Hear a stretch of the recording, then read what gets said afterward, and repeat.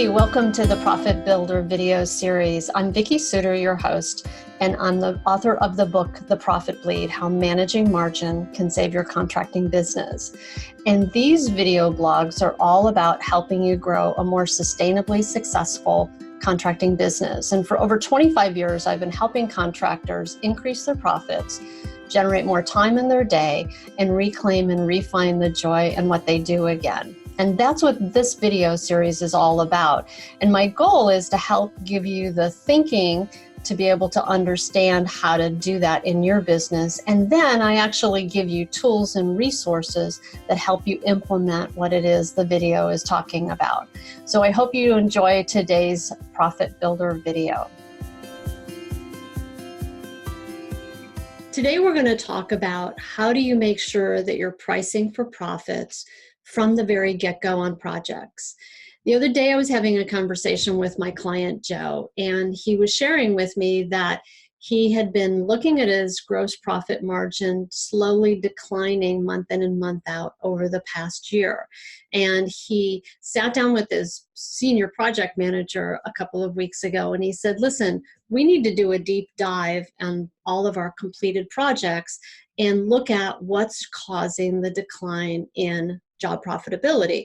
Now, they had known that there was some things that were kind of off in terms of the labor and so on, but some of it just kind of didn't make sense. He knew that there were over in some areas for labor, that there were some changes that they had to eat and so on, you know, those things that come up on projects.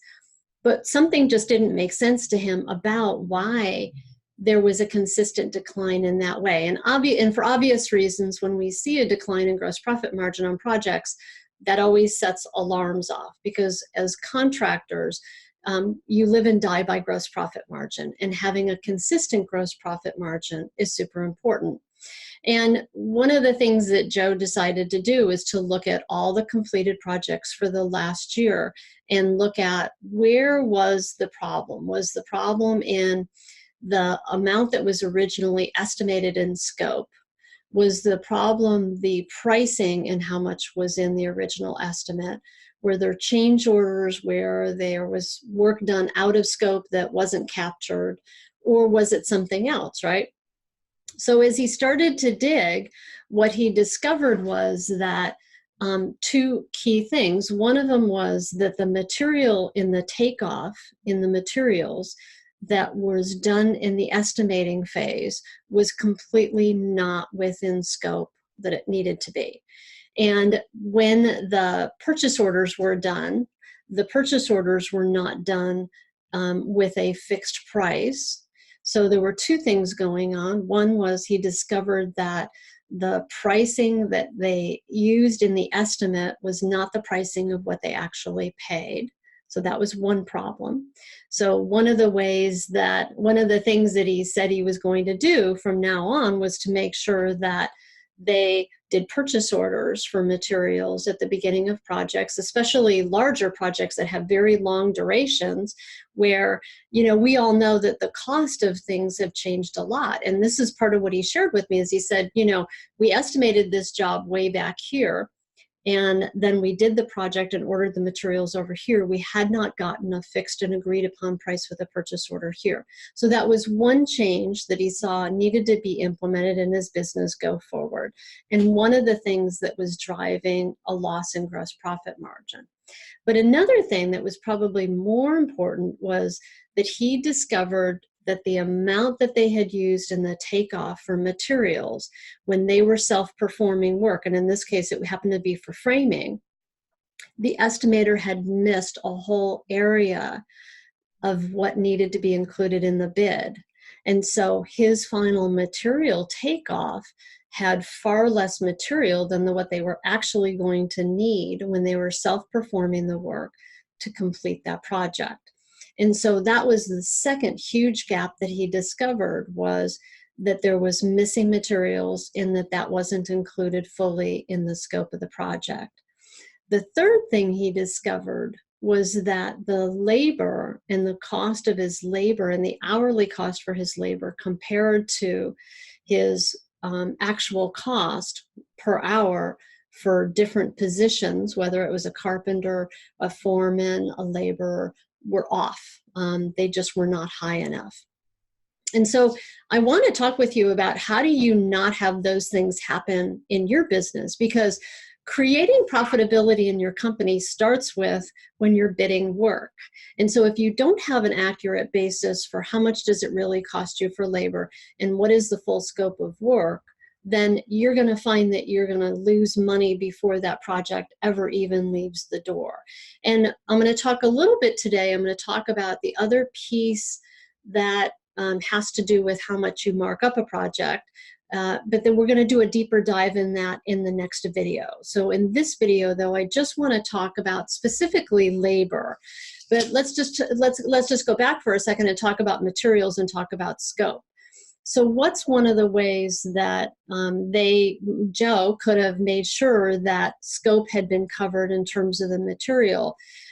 One of the things that he discovered was missing, and that I know a lot of my clients use this to be more effective in estimating, is they have a production person, particularly like either a project manager or a foreman, go through their bids, particularly when it's self-performed work, and just go, I need a set of eyes, a second set of eyes to just look at, let's look at the set of plans, let's look at what the full scope of work is, and did I miss anything? So having that extra piece in there, which is one of the things that Joe has now implemented in his business, is to make sure that the production team, somebody who knows building, right, is making sure to look at that, go forward, and make sure that that full scope of materials is in there, and that will eliminate that risk for him.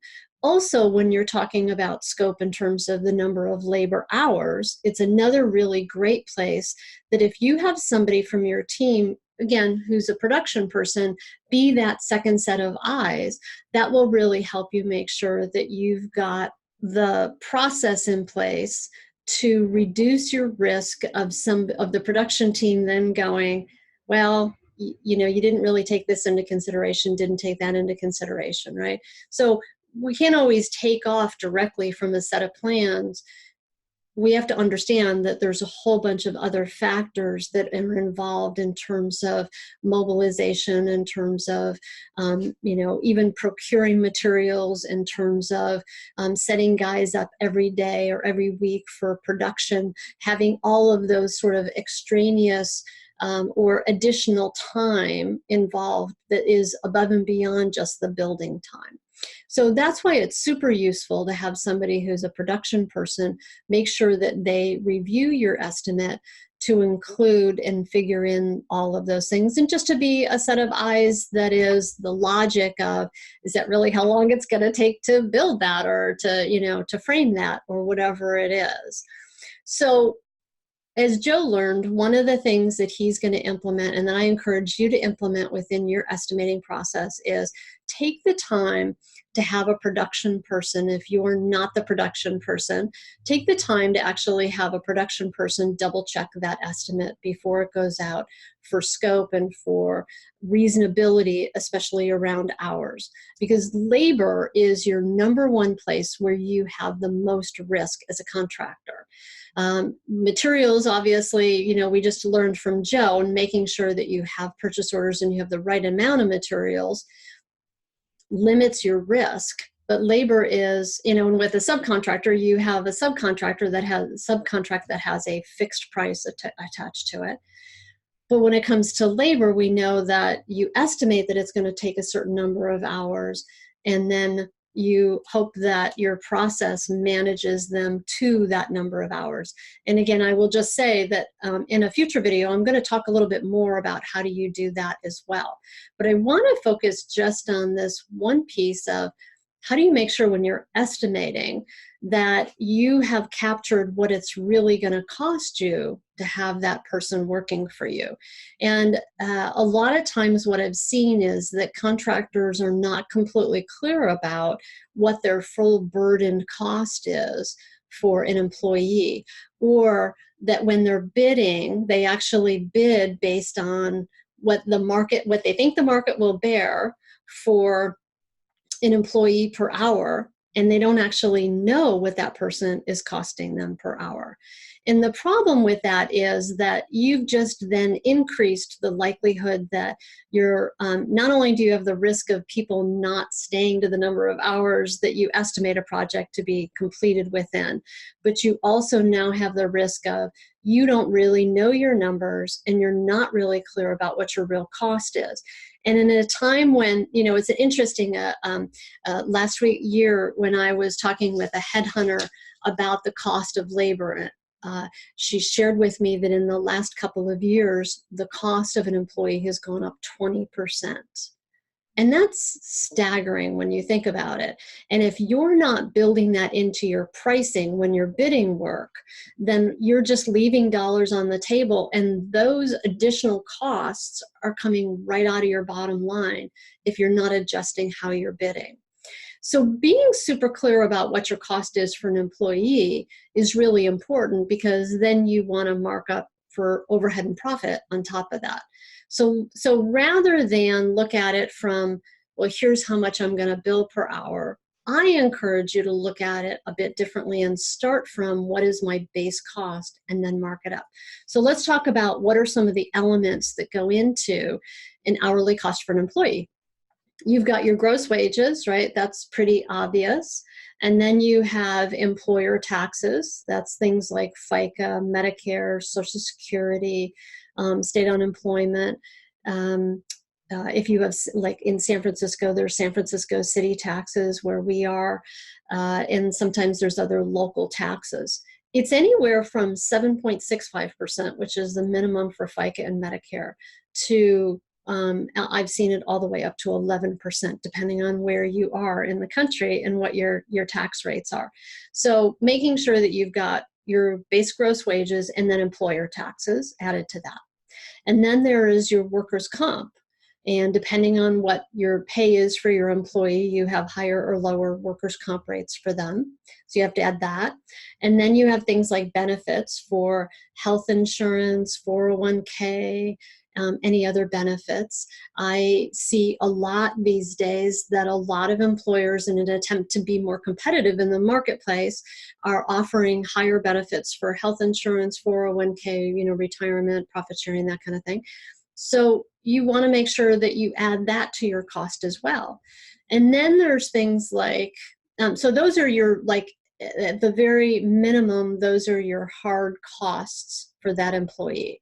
That's just like, no matter what other things like that I may give them, like a car or a cell phone or anything like that, like those are just real hard costs that are going to cost you dollars and cents every time somebody is working an hour of time for you. So I recommend that you make sure that you're super clear about what that markup, what that base cost is. And then from there, you want to mark it up to cover overhead and then to make a profit. And in the next video, I'm going to talk more about overhead and profit markup. But I wanted to just make the point in this video of, if you're not sure what your actual cost is for labor, then calculate that. Make sure to figure it out. And in this video, in this post, I'm going to give you a link where you can go download my labor cost calculator. It's a pretty simple, straightforward calculator, but you can use that calculator to stick in the labor cost for your different positions, and so that you can calculate what that cost is for you. And when you do this, when you're estimating, here's a couple recommendations I have for you that will help you make sure that because you have different employees at different rates.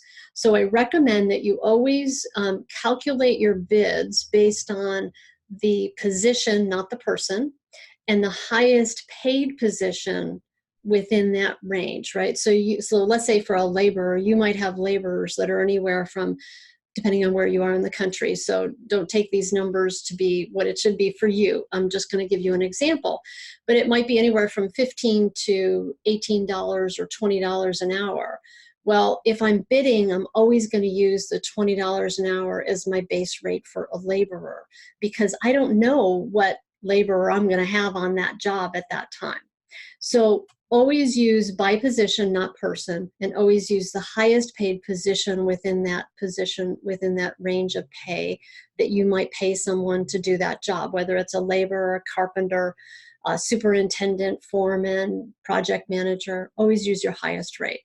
So use that as your base for cost, and then mark that up for overhead and profit. So that's one strategy that I would encourage you to use.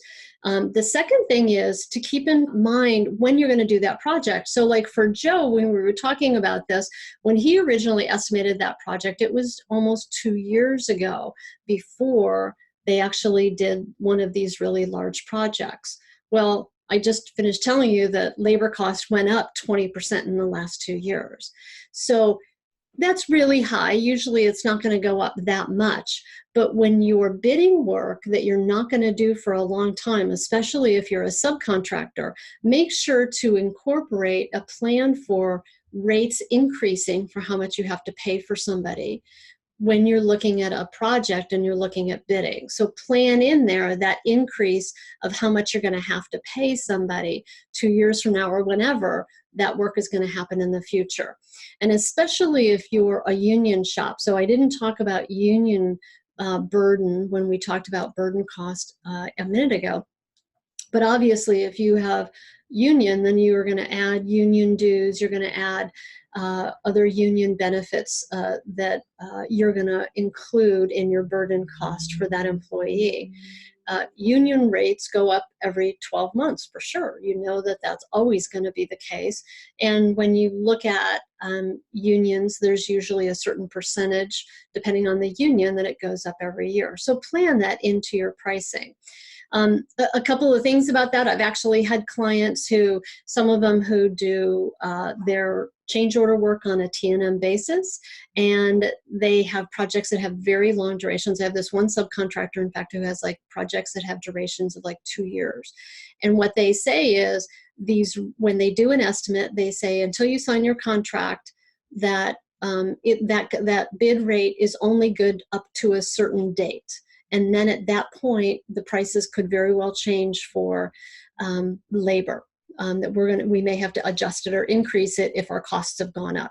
And then they also say that if the project goes longer than a certain amount of time, that they will have to adjust in a change order for that labor going up because of a cost of increase in cost to them.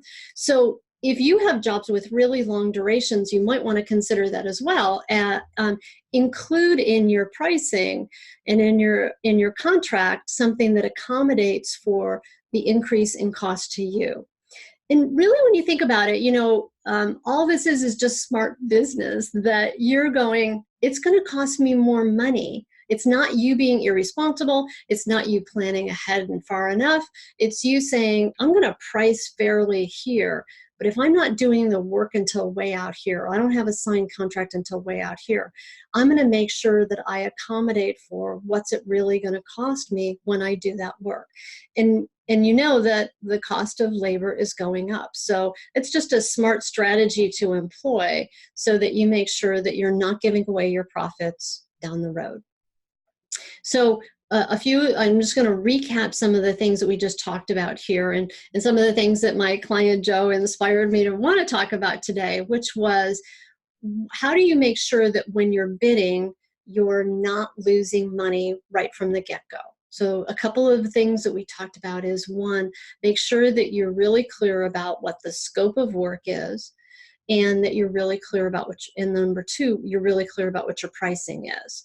So in terms of scope and making sure that you have accurate scope, have your production people double check your estimate so that you have another set of eyes that says, yes, that scope makes sense, that magnitude of work, that amount of materials that you have in there, that number of hours that you're expecting for these different phases of work, that makes sense to me. So that's a good number one strategy. Have another second set of eyes on it. And then the second piece is that you want to have a clear idea of what it's really costing you. So on materials, get your purchase orders signed and make sure that you have those prices tied in. And when it comes to labor, be really clear about what your actual cost of labor is. as your basis for then looking at how much do I have to mark up for overhead and profit. And some of those things that we talked about is gross wages, employer taxes, benefits, health insurance, that kind of stuff. Also, if you're a union shop, making sure to add that.